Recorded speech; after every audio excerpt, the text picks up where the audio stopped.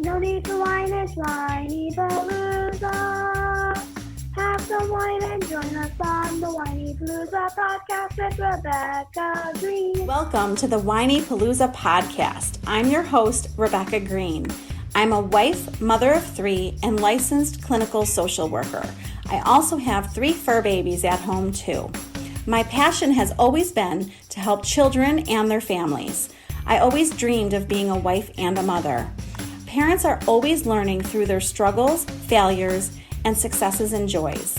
I am no stranger to this wild ride of parenting, and I know behind every great parent lies a team of supportive friends and family. I want to be part of your support system. I want you to know that you are not alone. We are in this parenting world together. Join me every week for insightful discussions with experts on parenting and marriage, as well as other parents who have found the secret to successes in parenthood. You'll learn tips and tricks to make life with your family better than ever. I hope you will follow along with me while we dive into what it takes to achieve a happy family.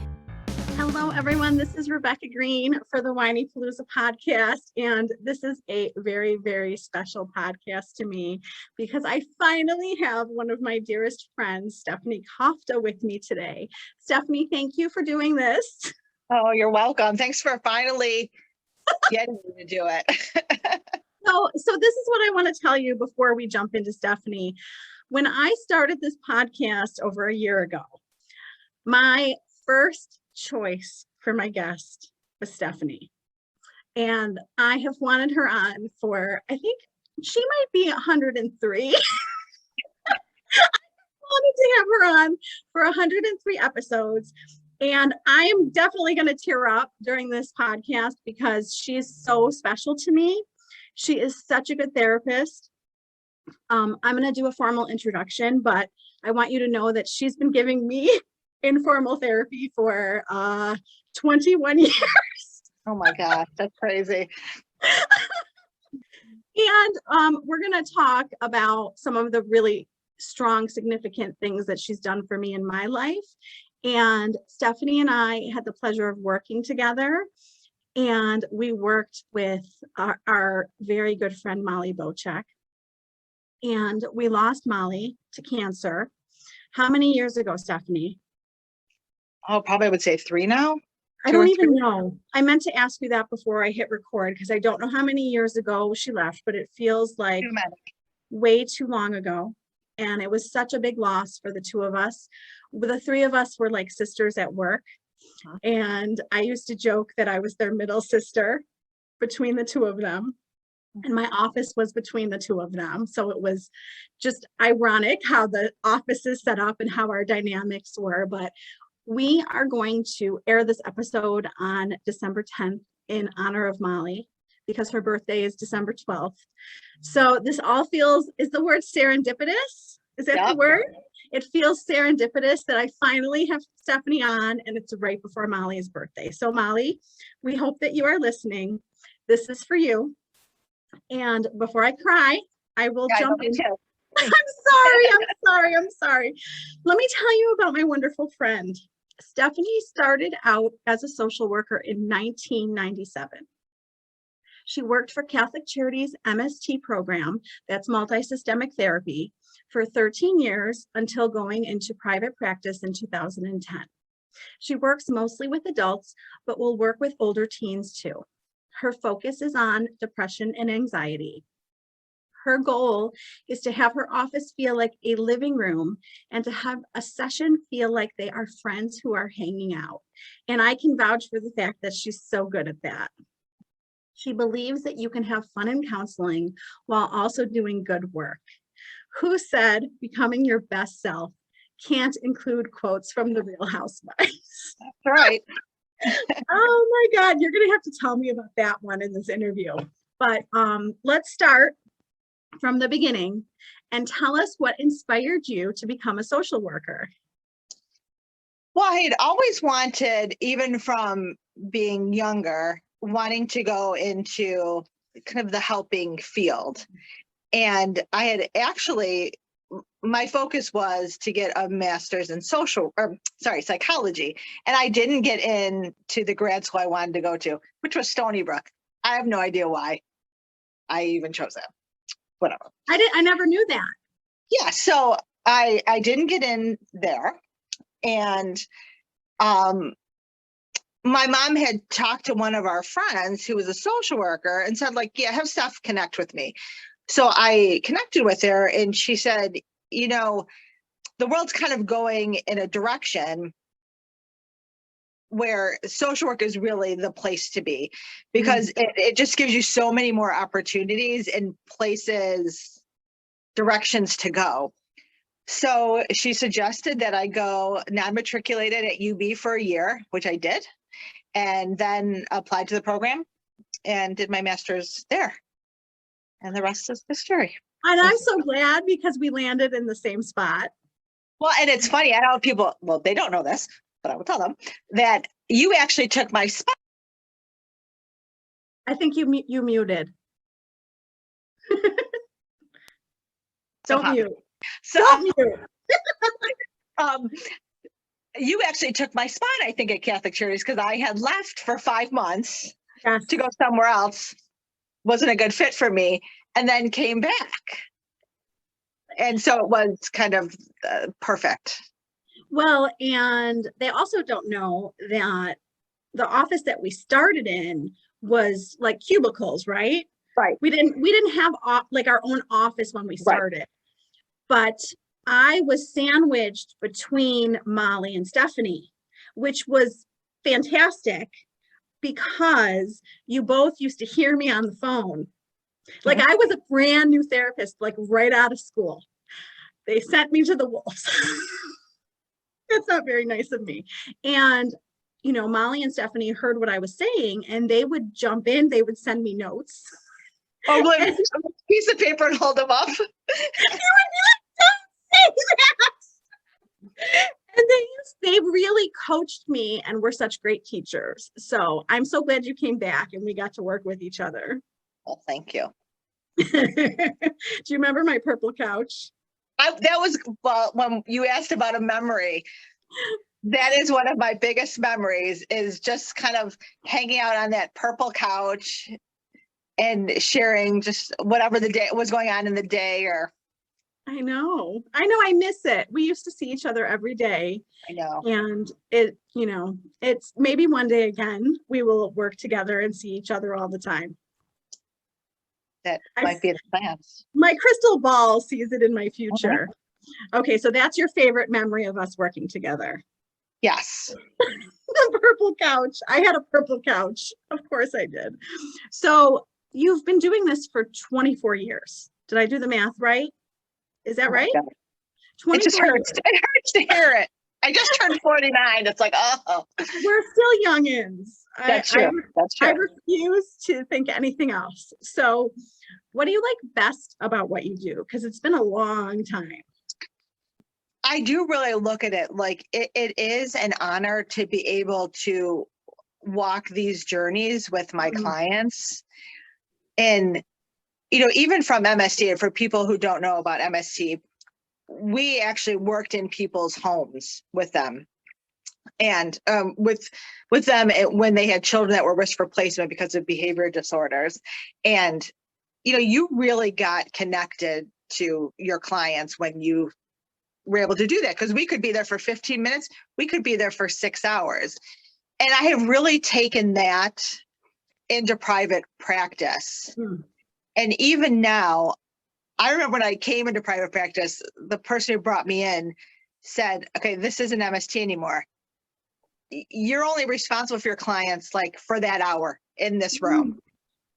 And I tell my clients, here's my cell number. You have access to me in between. I want you to know I have your back in between the times that we're together. You can text me, you can contact me, because it really is an honor to be able to have people trust you enough to let you in to these sometimes not so awesome experiences that they're having. And I want people to know I'm here for them. And it really is. I've met some amazing people who've given as much to me as I've been able to give to them. Oh, you have such a good heart, and it shows in your therapy how much you care. And that is the main reason, aside from your wisdom, why you're so successful. Well, thank you. Well, and you give so much good advice, and we're going to get into your advice, but I'm just curious, what's the best advice you've ever gotten? So I'm going to give a personal and a professional one. Mm. Do you know Carol Byer? Yeah, Do you I know do. her? Okay. So Carol, and then she's Mary Belton now. She's married forever. So when I was really struggling with some of my own stuff, I went out to dinner with both of them, and they are probably one of a very, if not the two most people in my life who are able to tell me how it is, and I can take it in, because I can get a little spicy, as you know. I love And it. I remember kind of venting about a situation I had experienced. I was in the right. And I remember one of them saying to me, you can be right and still burn the town to the ground. Mm-hmm. And that was a moment for me that really stuck with me, that I talk to clients a lot about now. Like, we can be right and yet still leave all this collateral damage around us if we're not careful. That's really good advice. And then I remember a professional teachable moment a long time ago. I was doing some private work with wraparound services, and was at, I think, Iroquois Job Corps with a parent advocate. So her daughter had gone through the program, so she was there helping the mom. And just in talking, I didn't know her daughter, and I said, "Oh, what's wrong with your daughter?" And she said, "Well, nothing's wrong with my daughter. Here's her diagnoses." And I stopped her and I said, "Thank you for that. Thank you for that moment." Yes. Yeah. And I apologize. And thank you for that, because yeah, right. There is nothing wrong with your daughter. And I tell clients all the time, you're not broken. There's nothing wrong with you. We're becoming our better selves, but you're not broken. Oh. You're not damaged. You're not that. But that was really something. And she didn't do it in a judgmental way. It was, so I asked her, she said, "Oh, no, nothing's wrong with my daughter. Here's her diagnoses." And I just was like, wow, thank you for that, for teaching me that. That is a smart mother. Yes. Yes. Because a lot of our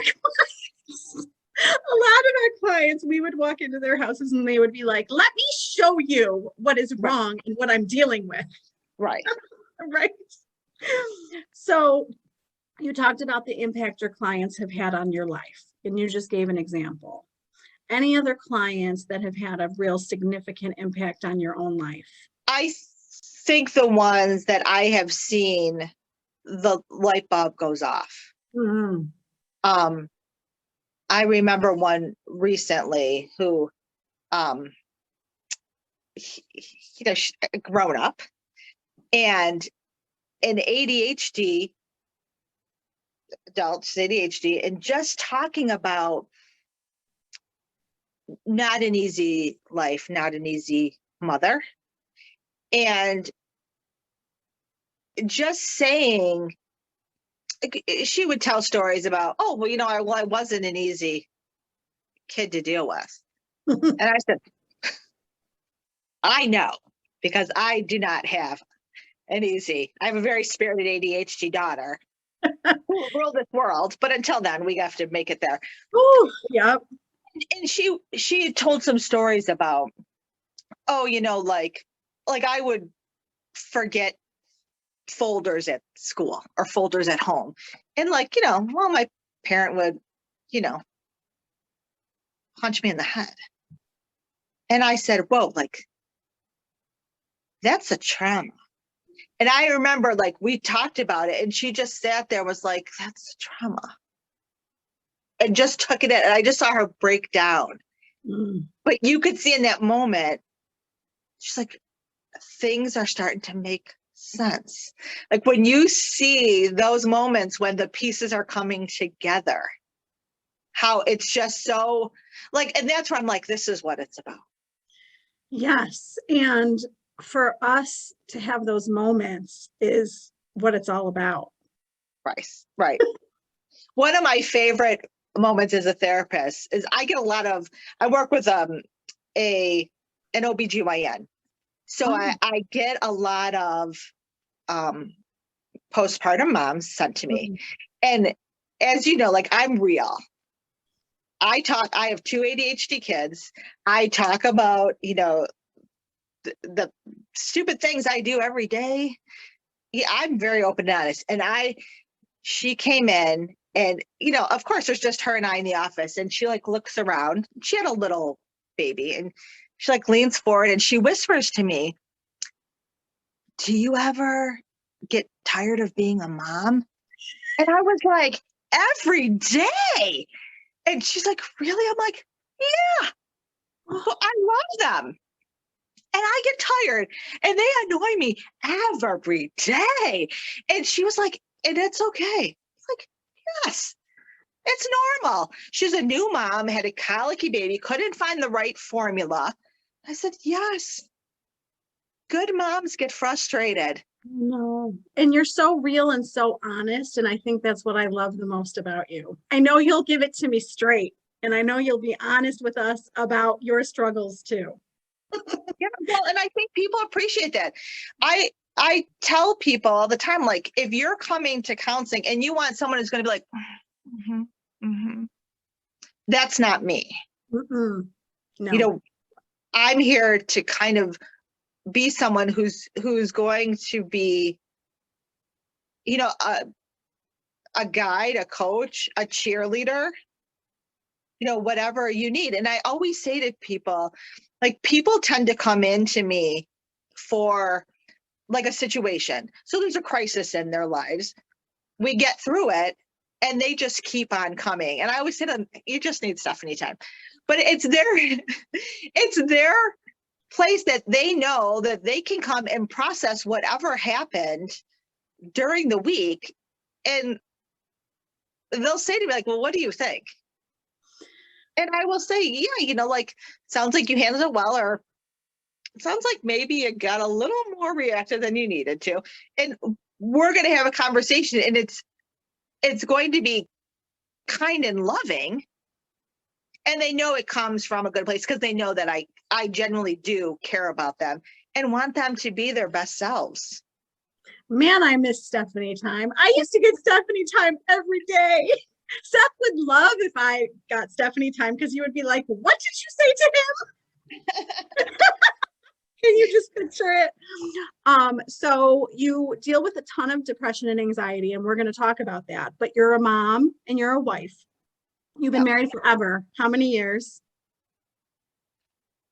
So it'll be 20, I had to think of, it'll be 23 years this year. Oh my gosh. Wow. That's forever. So let's start with parenting advice. And it can be any parenting advice, but you have Lucy, I have Lily. We have very strong-willed daughters. What is your advice to parents? I mean, how are you dealing with that every day? Because I know firsthand it's not easy. Yeah, a lot of times I'm not good, to be honest. Yes. Like, Jeff and I have a lot of coming to Jesus moments. Like when I'm going to bed at night and I'm praying, I'm like, gosh. Yes. I gave in today, Lord. Jesus, take the wheel. Seriously. She's tough, and we just really try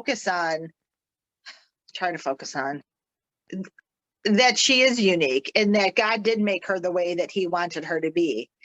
And, there's this new country song. It's called Complicated. And it's about a girl. And it's like, if you can't handle me, keep it moving. Yeah. And what's really, when she gets on my nerves, I will listen to it. And it's like, she's a girl that's gonna You know, one of the lines is like, I'm an MVP in your little league and I'm going to get bored. And and that's really kind of who she is. And she really is amazing in a lot of ways.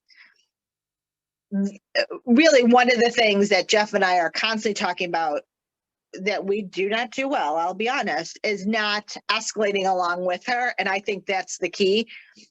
And that's super hard. Yes. And I think, and Jeff would yell at me if I didn't point this out, he and I do at times have different parenting beliefs. Like, he came from a farm family. He's the youngest of 8 children. In a farm family, you stay in line. You don't get on a line. And, I said with Lucy, unless you're going to beat her black and blue, she's going to win. And you're not going to beat her black and blue. But, Jeff's 6'6", Lucy's 10. He told her the other day, like, get your butt into bed, or I'm going to beat your butt. And she's like, meet me in the courtyard. He's 6'6". She's a 10. I can't believe the things that our daughters say that I never would have said to my parents. No. But yeah, and our parents could just give us an eye. And, you'll be like this and she'll be like, what? But, spirited kids, are very unique and they have unique qualities, and you have to parent them in a different way if you want to grow up and have a relationship with them. Like, do you want to be right, or do you want to have a loving relationship with them? Well, and you will relate to this. I realized that I was getting into this mode where all I wanted to do was beat her and win and see her submit to me. And I was like, why is that your goal? And that's causing these huge fights. Yeah. And I was like, your goal is for her to learn something, and she's not going to learn anything if I'm yelling at her. Yeah. Not easy. Yeah. And I noticed too, we have to be with both of our kids. So I have a 15-year-old son, Aiden too. Who, again, really good kid, honor student, but he's 15. So he's starting to feel himself a little bit. And, it can often in our house be boys against girls. Mm. And I think when we're really frustrated with the kids, we have to kind of take that time away and say, we just had a parent-teacher conference for Lucy, and both of our teachers were like, we love your daughter. We love her spirit. She's the best friend. She's the best leader. And my fear, and you probably remember this, when it was coming time to send Lucy to school, was that she's going to be this kid that everybody's going to be like, you don't want that Coffta kid in your class. And I will tell you, every year we hear don't tell the other kids, but she's our favorite. She's a lover, but she's also, she's got her mind on something. She's gonna figure out how to get it.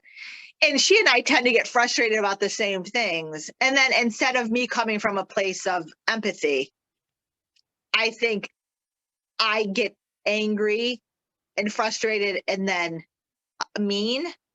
And then I have to recoil, which I'll always do. And I think that's a good parenting. When we mess up, we need to come back and say, hey, I shouldn't have talked like that or gotten angry like that. Exactly. I know. I definitely need to apologize more often than I would like, but we are both doing our best. Yes. And that's what I keep in mind. They're doing their best. We're doing our best. And we used to tell MST clients and parents all the time, if your kids are good out in the world and they're idiots at home, that's what we want. And then I had my own kids and I was like, can we tune it down? You're like, can we get some of that at home too? Right. Can we just tune it down? this is what I want to tell you. My brother has some of that spirited child in him. I remember him like not listening, like Right. I will do things my way. Right. And he is opening his 19th chiropractic clinic Right. this week. So let them take their spirit and use it for good in this world. Right. Yeah. Aiden will tell Lucy, you're going to be in jail. And I said, she's going to be your boss one day. Just wait. Yes, that is much better. I like that way. Well, and you've been married forever. Yes. And have lots of marital tips and advice. And I know things are never perfect in our marriages. I know. Right? But what advice do you have for people to be happier, stay married? What wisdom do you have for us? Well, I think part of it has to be, and I think at least for Jeff and I, because there are times where, I know. you're like, I could I always tell my kids when they really bother me, I'm run into the woods and start a new family. It's hard, but for us, like, divorce is not an option. So that's part of it. Like, we have 2 kids. It's just not going to happen. I think, and women aren't going to like this, but I think women are notorious for, we come into the marriage and then we change the rules. And we change how much we have sex. We change the conditions around sex. And I'm a culprit of it too. I think that sex is a huge part of a marriage, that has to be part of it. I'm a huge proponent, and I do this all the time in marriage counseling, is there needs to be some sort of negotiation around that piece of it. This is another big thing, a huge teachable moment I had in marriage counseling one day. A husband had said to me, Stephanie, you can meet my wife's intimacy needs by rubbing her back, by hugging her, by comforting her. It's like, guys' emotional connection, penis and vagina. Yeah. And I mean, I think a lot of women will say, Jeff's a lot nicer after he's had sex. I can get a lot more things done after he has sex. So we have there are rules in our house, and no, I'm not even going to apologize for it, because we've been married for 23 years. Like, we have had multiple conversations of, how much sex do you want? How much sex do you want? Okay, what's in the middle? And that is how we run our lives. And I talk to clients all the time, like, we don't want it scheduled. And I said, if you don't schedule it, it won't happen. Jeff will hate that I'm telling the story, but I'm going to. No. Oh, go ahead. So we used to, when we were first married in our apartment, we used to always watch Sex in the City. So we live in Akron, a little country town. And so we would watch Sex in the City, and at the episode would end, and he's like, and now it's sex in the country. And it was just like, you knew yes, what to expect. Sounds like it's not something we both wanted, but it keeps the connection. And I was laid up for like 6 months over the summer with 2 herniated discs in my back and horrible pain. And we weren't able to be intimate for that whole time. And there was a disconnect. And once that was able to start up again, it's like, oh, I do like you. Huh. Yes. It's like the one thing that you have only with your spouse. It's like the one thing you have. Yes, I totally agree with that. And it's that, and I think, like, for a lot of women, it's the only time that our minds can be quiet. And it's not about who's going where or when. Was homework checked? Is this done? Did I hear something? It can be like just the 2 of you. And that connection is so important. I mean, I will tell you that I will get in bed and my head will be like, oh, I forgot to do this. I forgot to do this. I forgot to do this. And my head is still spinning. And Seth will look at me and be like, look at me. Can we like just you and me? And I'm like, okay, give me a moment to relax. Yeah, and I will say, talk with clients too about sometimes you need, and I call it take one for the team. But I think more often than not, you'll find when you take one for the team, once you're in it, you're in it. It's true. And then everybody feels better afterwards. I know. But it's not a priority, I think, a lot for moms, because there's, by the end of the night, I just want to be left alone. I want a bed to myself. I want to go to sleep. I know. I felt so bad last night. I was like, you see this book? I'm going to read this book and relax. And I don't want to talk. Like, I don't want a deep conversation. I don't want anything. I just want to be left alone with my book. Such a good way. But I think that's also okay to say. I know as I get older, and this is one of the big things that I've learned with Lucy. Lucy re-energizes by being with people. Mm-hmm. I re-energize, even though I'm an extrovert, I re-energize by having a quiet moment. So I have to say to everyone in the house, like, I'm out for a bit. Like, you've all overstimulated me. Yes. I need to take a quiet moment, like, leave me alone for a minute, and then I'll come back and I'll be okay. But if we don't do that, then I'll be like, and not somebody you want to be around. Mm-hmm. At least you know that. We have to know those things about ourselves. Right. Well, and it's when I was reading a book about spirited kids that I figured out, because Lucy still wants to always be on top of me. But one of the things it talked about spirited kids is that when these kids, not all spirited kids energize like this, but for Lucy, who re-energizes like that, when she would see me alone in a quiet moment, she would think I was sad and there was something wrong. So she'd want to be right up on top of me, trying to make me feel better. So now when I figured that out, when I'm able to say to her, I need a minute by myself, because that's how I kind of renew. That's how I kind of feel better.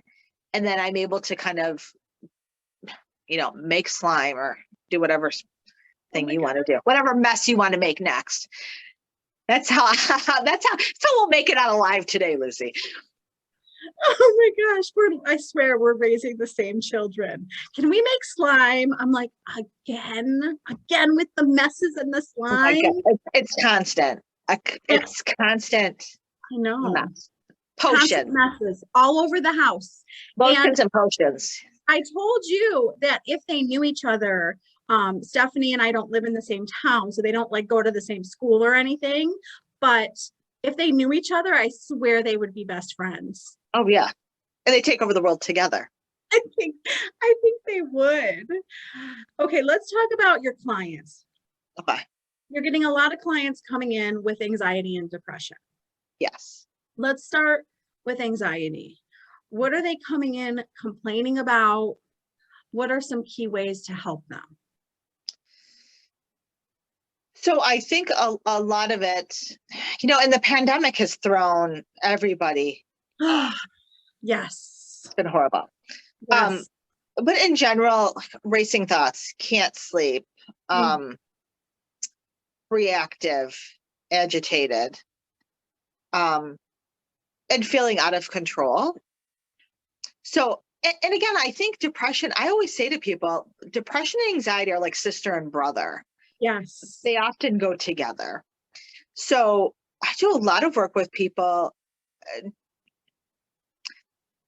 So starting with anxiety is recognizing when it's coming on. So recognizing physically when it's happening so that you can stop and get it. Okay, what am I thinking about? Because everything we experience starts with a thought in our head.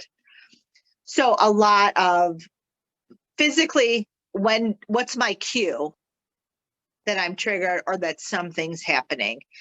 And a lot of that cognitive behavioral work What are those thoughts in our head? What's that tape that we hear over and over again? And how to retrain that thinking. And that's with depression too. Yeah. So you feel like working with them on what they're telling themselves is Yeah. making an impact on them feeling better. Right. Absolutely.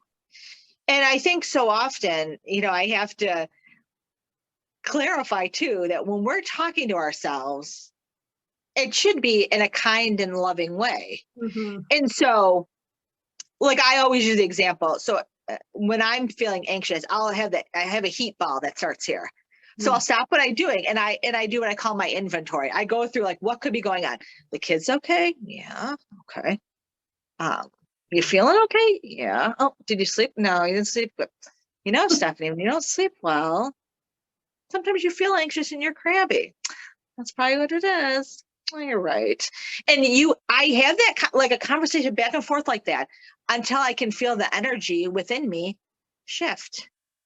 Yeah. And then it's okay, we're good. Or if I take a medicine, I have ADHD too. So when I take my ADHD medicine, I can feel my heart and I have to remind myself, you're not anxious. Just because your heart beats fast, a lot of times it triggers your brain to think there's a crisis and the alarms go off. So it's being able to say to myself, wait a second, no, you took that medicine. It makes your heart beat fast. When it does, it makes you think, but you're not. You're fine. You're good. And it's really, but people will come in and say, well, it didn't work. I said, well, what happened? Well, I was saying, like, stop doing that. I'm like, well, no, we're not yelling at ourselves. We're being kind and loving. I have a friend who is so good to me. She will tell me such sweet, loving things. I will be stressed out. She will have wonderful advice, but she is so mean to herself, so critical of herself. And I'm like, why is it that you're so kind to me and so mean to you? How does that make any sense? And it's sad.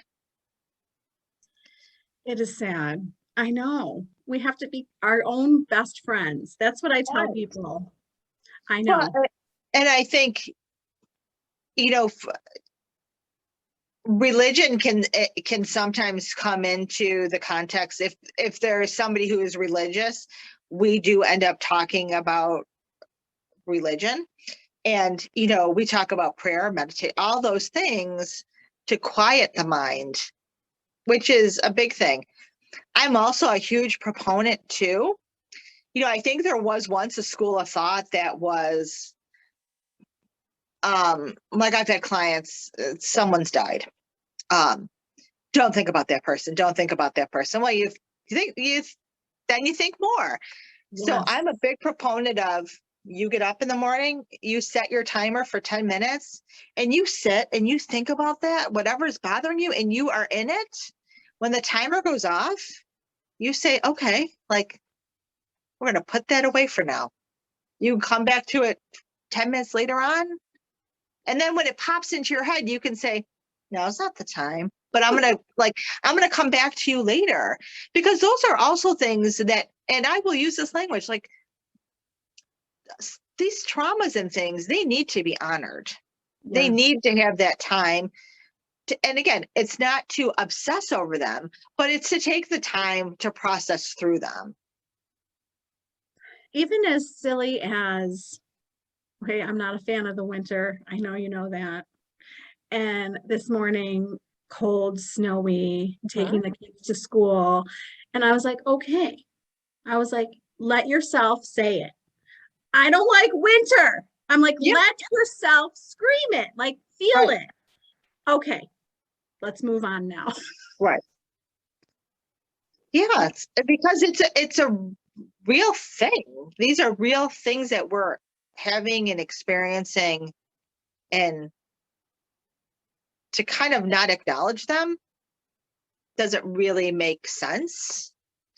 I did a lot of kind of classes and studying on tapping, and that was a big thing that they talked about. Like, you are first acknowledging, like, the pain, because a lot of times it's for physical pain or, PTSD kinds of stuff. Like, you are saying, like, this pain sucks. I hate it. Oh, I almost swore, but F this, whatever. And you are honoring that. And then you are shifting into, Yes. and I can heal and I can get better and I am stronger and I am, my body can heal itself. But you have to acknowledge that there is uncomfortableness, there is trauma, there is sadness there. So true. Yes. Tapping is so fascinating to me. That's like on my list to learn about it. Yeah, I've never done any trainings on that. Stephanie and I did a bunch of cognitive behavioral trainings. We've done a bunch of things, but I have never done tapping. So yeah, I like it. I'll have to do that. I'm due for a lot of trainings. We have to do continuing education and I've got a lot to do. That's a whole nother conversation. So I didn't tell you that I was going to talk about this, but Molly keeps coming in my head. I swear to God, she's probably here because I keep thinking about her. I'm sure she's listening to us. I'm sure she's proud of us. I wish she was on this with us. I would love to ask her questions. But I mean, what do you think? I'm thinking about this answer too. What do you think that we learned from her? So much. Well, yeah. And I mean, I think she was like the person that I connected to with MST, I mean, pretty much from the beginning. So she was the one that I think I would always go to for like, what do I do in this situation? How do I handle the situation? Yes. How do I say this, write this, do this? So, I mean, I think more than I could put into words. I know. And Molly and I had our conflict too, because we were like, I was like the baby of the family, even though I'm older than, I'm actually in between you guys. You were the peacemaker and I was the bratty sister who didn't want to be told. Well, I think what that, to do. yes, it's just so fascinating because she was such a rule follower. Like, this is how we do things. Right. And you were like, what the? Like, I'm not doing it that way. And we definitely had that dynamic of, your offices were on either side. You both would come in my office in the middle and I would be like, you love each other. Let's not fight. We love each other. But she really, it was perfect for me because I had her telling me I had to do it this way. I had you whispering in my ear, no, you don't. So it was like the perfect blend for me to learn so much, you know. I miss her so much. I know, me too. Especially seeing you obviously make me think of her. And what else do you want to share before we wrap this up? Anything else? I think the big thing for people who maybe haven't ever done counseling, I tell people all the time who come into my office. So when I have my first session with them, it's so important to find somebody that you really fit with. And that's really the key. So if you have to try a bunch of people, that's what you have to do. I always end my final session, the final minutes of my first session with somebody and say, do you think we're a fit? Because that's so important. Yes. And you really can have fun. And I will say to people, like, we're going to have some fun. Yes. Yeah, we're going to have some fun, but we're going to do good work too. So we can talk about the latest housewife episode while we're also, getting into big things. I've been known to use a lot of the housewives quotes because I love the housewives. I have a couple clients have given me, do you watch the Housewives? I do. Okay. Do you watch Atlanta? I don't watch all of them. Okay, hold on. I got to grab one thing real quick. Take your time. So one of my clients got me.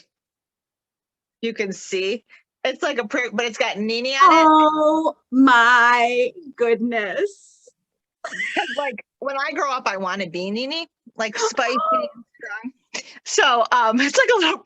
So I had a client once, a new client. She's talking and she's like, it's over on my desk, and she's talking and she does a double take and she says, "Is it Nene?" And I was like, yeah.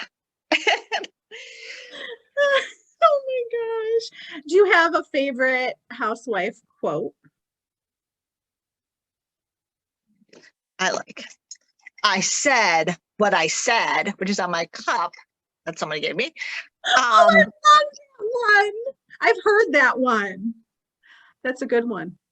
So I also you probably watch New York, right? No, I don't know. I watch Orange County and Beverly Hills. That's it. Goodness, girl. I know. So,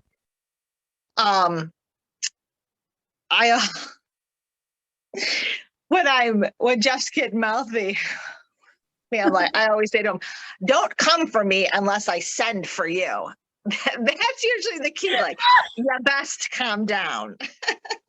Oh my goodness, they have some really good lines though. They really do.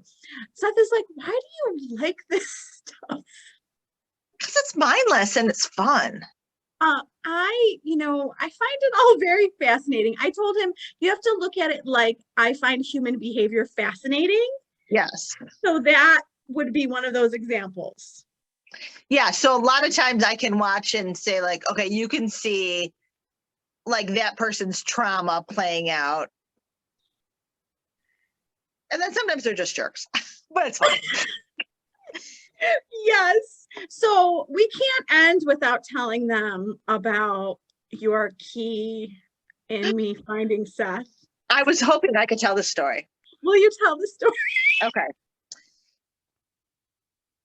Okay. So I have to tell just a bit of the person before. Go ahead. Okay. So. You're looking for words. Okay. You know what Jeff calls you, right? Can I say that? I don't. So Jeff used to call you, what would he say? Oh no. A Jew in a Gentile's body? Is that what he would say? Yes. Okay. So, so when you were dating the person beforehand, he was Christian. You're obviously Jewish. Yes. And you were really struggling to kind of make that work. And it's possible to make it work if you have somebody who's willing to work with you. Yes. So I remember sitting on the purple couch and, just saying to you, you were like, I'm going to do Jews for Jesus. I was like, what in the heck? This isn't workable. So you guys had broken up, and I remember saying, you just have to give it to God and God will lead you to somebody. So I remember you come back from temple and you're like, oh, I met this guy and he gave me his card, blah, blah, blah. And then right afterwards, you're like, I wish God would bring me somebody. I was like, he did. The guy gave you his card in temple.